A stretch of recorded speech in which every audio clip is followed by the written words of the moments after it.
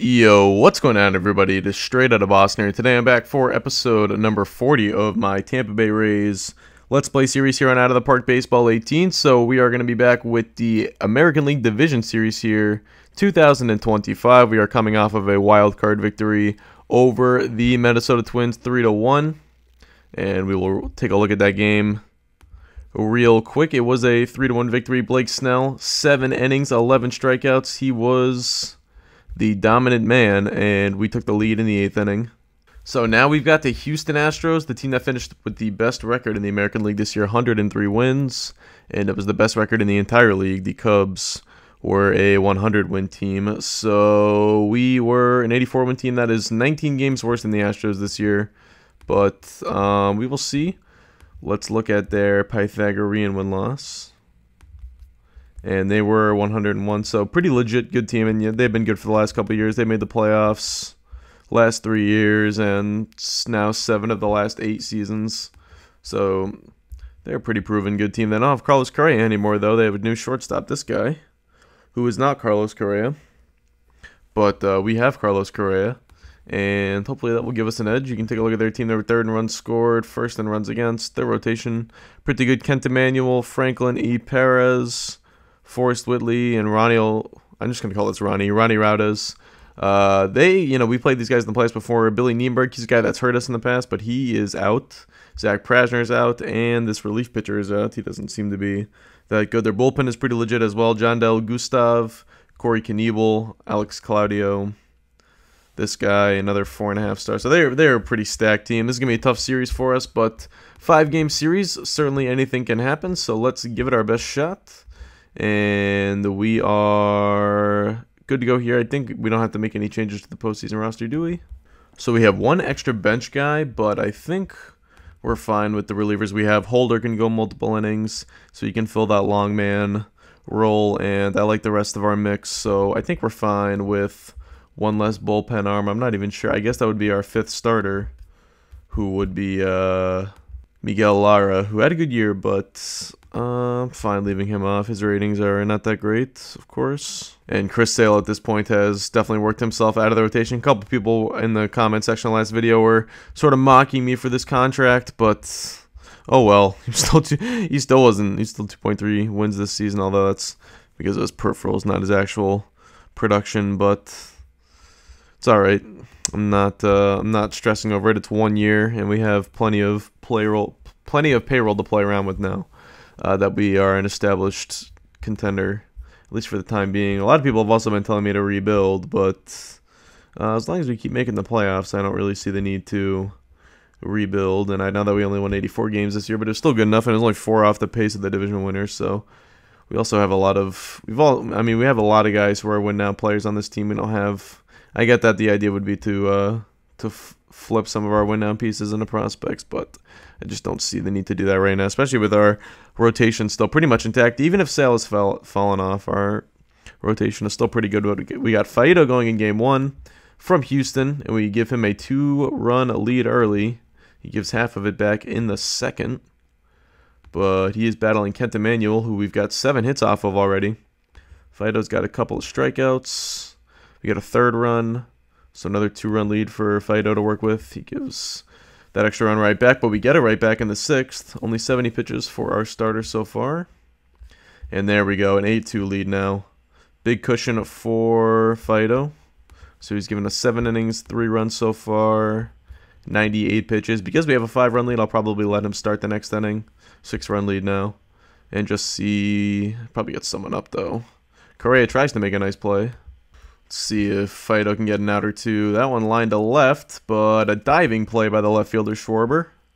1 out for Dietz. He hits that hard, and that is through into right field for a base hit. So now we're going to take Faedo out. 10 hits off of our starter, but he pitched well. I left him in there a little too long, but I knew that was going to happen. I was sort of giving him a long leash right there. So now we go to Edwin Diaz, who strikes out the first man he faces, and Nova. Now he's got Jose Altuve with a 2-1 count. That ball hit hard to 3rd into left field for a base hit. Run will score. So it's 9-4 now, but still 2 outs in the inning. And the number 9 man Rogers up. He strikes out swinging. So that retires the side. We take a 5-run lead into the 9th. Let's go half inning. And then I'm going to get someone up. I'll get both my closer and someone else up just in case. Maybe, how about Jim Fisher? We try to get him some work. Fisher really struggled at the end of the regular season, but I'm eager to try him in a not a high leverage spot, but a spot that maybe he could prove himself in. So let's see. Diaz gives up a double here, looks like, to the leadoff man, Kosakowski. Now he's facing Kyle Tucker with 1 strike. That ball hit well to right field, but that's a nice catch by the right fielder O'Hearn. So now let's throw, I know he's cold, but let's throw Fisher in there. See what he can do. 1-1 count to Bethea. As you're talking about Fisher right now, that ball hit to center field. Run will not score. They hold him at third. Now it's Krasnicki. That's a ground ball. We'll take the out at first. 2 down. Run does score. Aruez up now with 2 outs in the inning. That ball hit to the first baseman, and that will do it. The Rays win game 1, 9-5. And a 9-run outburst against their #1 starter. We didn't score all of them off their starter, but we knocked them out in the 5th, and then we got to their bullpen as well. So that's a pretty good sign. Fido, solid start. Bowers, who had to be replaced mid-game in right field, is out with a strained lat. So he's out for the series, it looks like 6 days. I think that's going to knock him out for the entire series. That's a big loss, but we are up 1-0. And winning that game 1, especially important in a 3-game series. So I think I'm going to keep O'Hearn on the bench and start Rodriguez and Schwarber, and probably put Rodriguez in left field. I mean in right field, because I think he's fine out there. Yep. And Schwarber probably can only play left. So without Bowers, we really are going to have to lean on our starting pitching now. Our offense, not kind of bleak. The top is not bad, but after Molina, kind of takes a drop off. Stubbs, Schwarber, Cespedes, Rodriguez, not great down there. So really going to have to lean on our pitching now. Game 2, Brent Honeywell on the mound facing Forrest Whitley as we look to take the 2nd game in a row in Houston. This would be a big start to the series, and I feel like over the years we have played better at home in the playoffs. So this would be a good start as we've got a 1-0 lead. Honeywell has been solid through 3 innings, and he gives up the lead right there. Now it's 2-2. He gives up a pair of runs. In the 4th, we get 3 runs in the 5th, though, so the offense is coming to play this series. Kind of surprisingly so, even without Bowers. And Honeywell settling in. We've got a 5-run lead now. He's only at 70 pitches. No strikeouts for him. Wow. Let's be careful here. He's doing fine, though. Now we have an 8-run lead, and he should be able to give us the complete game.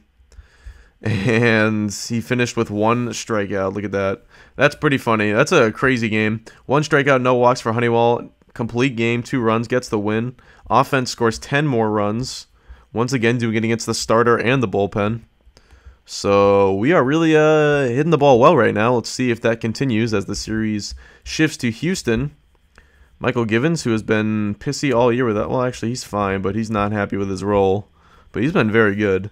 And I think he's a free agent at the end of the year, so he should just relax. He's gonna get his money and walk, and be able to be a closer on another team next year. But we've got to focus on this year first. We've got Houston game 3, Perez versus Snell. So we get Snell back on the mound. He was the winner of the wild card game, and we're gonna go with the same lineup. I think let's get Schwarber in there for O'Hearn, because Schwarber has been hitting pretty well.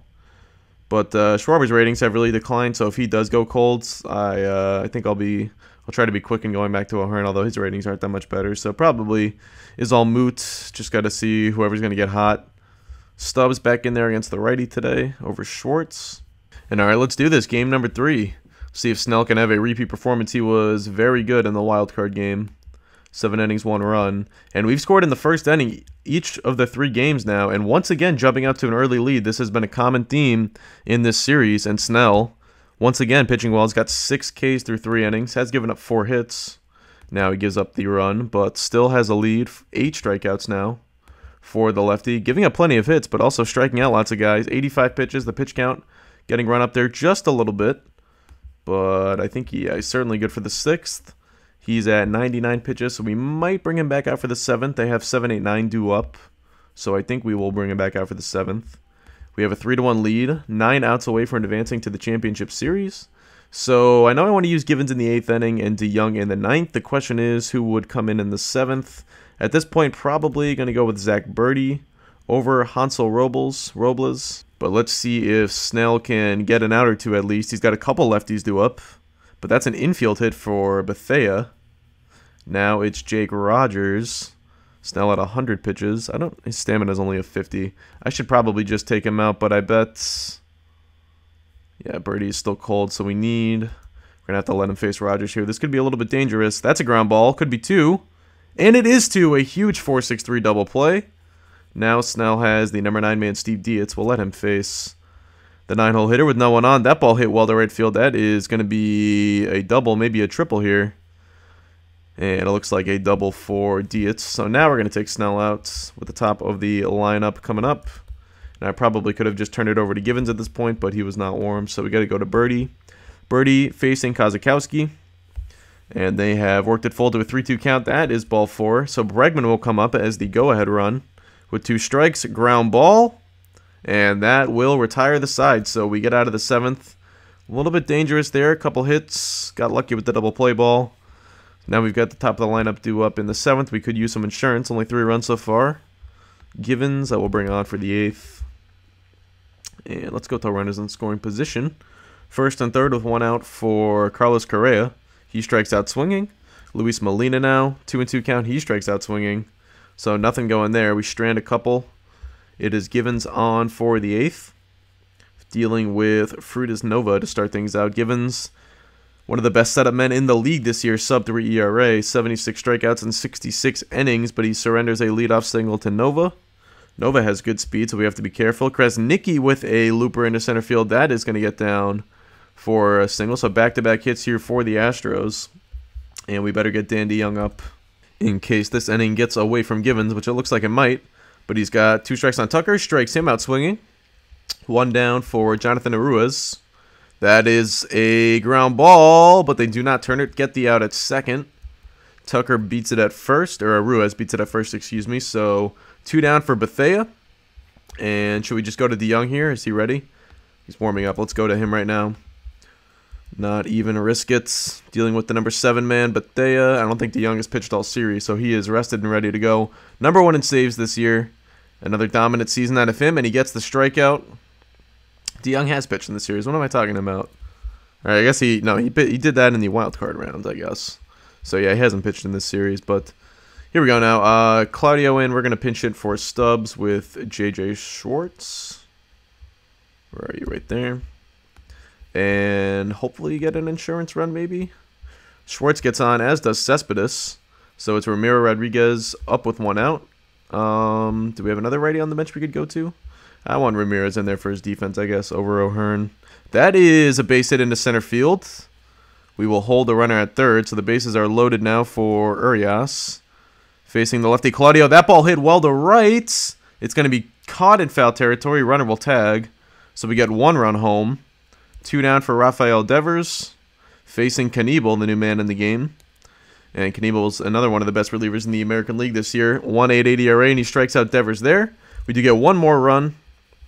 So we've got a 3-run lead now into the 9th with DeYoung on the mound. 3 outs away from advancing to the ALCS. That ball flown to right field, and it is caught by Rodriguez. Looks like he had to readjust there towards the end of it, but 1 down for Steve Dietz. He strikes out swinging, 2 away, and it is Eric Kozakowski, the last chance for the Astros. This ball flown to right field. Rodriguez is there, and the Tampa Bay Rays are moving on to the American League Championship Series. They return after sweeping the Houston Astros, the team that had the best record in the American League this year at 103-59. They get swept by the second wildcard team, or the first. I guess we were the first wildcard team. I don't even remember now. I think we were the first wildcard team. No, we were the second wildcard team. Minnesota was better than us. So we just swept the best team in the American League. That just proves how random the playoffs can be sometimes. I don't think you could really argue that, you know, we not only are we better than Houston, but we were so good that we swept them that Houston couldn't even beat us. I think that obviously over a bigger sample that would have played out differently. But 3 games, that's what can happen. Our pitching did pretty well. Our offense really was the story, though. In those last 3 games, or in those last 2 games, that we did hold them to only 3 runs. So pitching also came through. But that is going to do it. So we move on to the championship series. Thanks for watching, guys. Hope you did enjoy. And Zuz, I'm out. Peace.